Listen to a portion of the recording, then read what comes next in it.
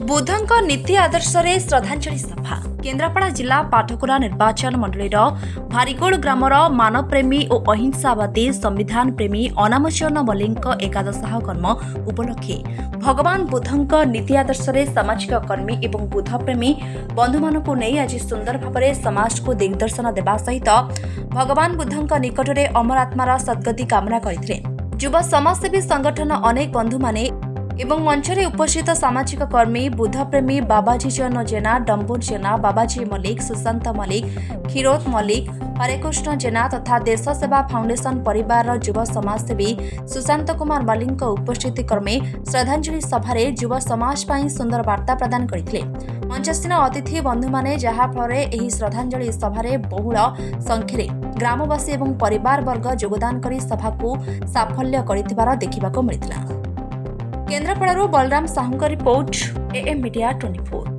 एक श्रद्धांजलि सभा ये सभा जने कृषक देहांत है आज से श्रद्धांजलि सभा अनुष्ठित होउछे। जो कृषक आ सैनिक आ शिक्षक ये देश को चल रखुच्च भर ये जड़े अन्यतम सी आज नहांती तेणु स्मृतिचारण करने को आम ये आज आसीछू।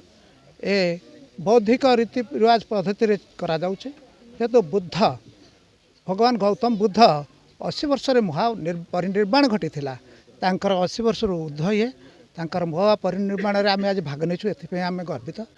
आज जड़े देश को समृद्ध कर देश को रोजगार कर चल लोकर मृत्यवरण कर महापरिनिर्वाण होती उद्देश्य ये शोक सभा कर ज्ञाति परिजन बंधुबांधव शोकाकुल परिवेश भितर स्मृतिचारण कर श्रद्धांजलि दि जाऊँगी। अन्य कार्यक्रम बोले गौतम बुद्धंकर जो समाज संस्कार का नीति ता माध्यम प्रचार करा जाउची। जो जाति धर्म वर्ण लिंग निर्विशेष बुद्ध जो वार्ता प्रचार करथिले समानता एकता भातृत्वर वार्ता मध्य प्रचार करा जाउची। सर एक निहार ढंग से पालन करा जाउ जेहेतु जेते हम देखु युवक माने मध्ये उपस्थित अछंती छात्र छात्री माने अछंती समान प्रति आगामी पीढ़ी रो कोन प्रभाव सर पड़िबो माने अंधविश्वास रु बाहरी आसिकरी आलोक नूतन बाट देखिए बा नूतन आलोकर संधान रे प्रभाव पड़िबो। आज ये अंचल जड़े कृषक जे कि जीवन सारा अक्लांत परिश्रम करी ए समाज को एवं ताको परिवार को उन्नति पथरे आगे नहीं तेणु तांकर आज उद्देश्य रे आमे समस्ते मिलमिशि तांको वियोग रे आमे श्रद्धांजलि सभा अनुष्ठित करिछु। कोन कबे श्रद्धांजलि सभार मुख्य उद्देश्य कोन रही? एही सभार मुख्य उद्देश्य रही प्रत्येक पिला माने निजर बापा माँ प्रति जो दायित्व रही से दायित्व प्रति आमे सचेतन रहिबा।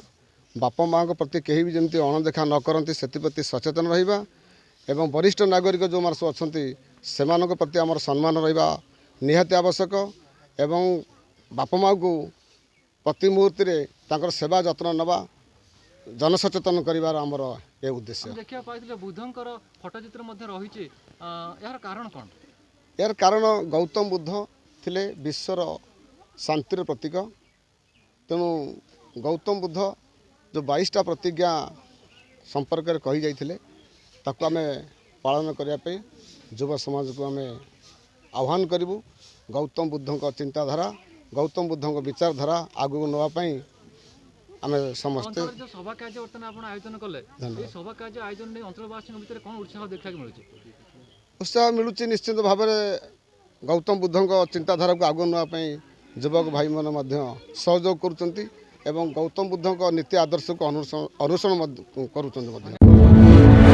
आम चैनल सह जोड़ी हेबाकु लाइक शेयर सब्सक्राइब करंतु।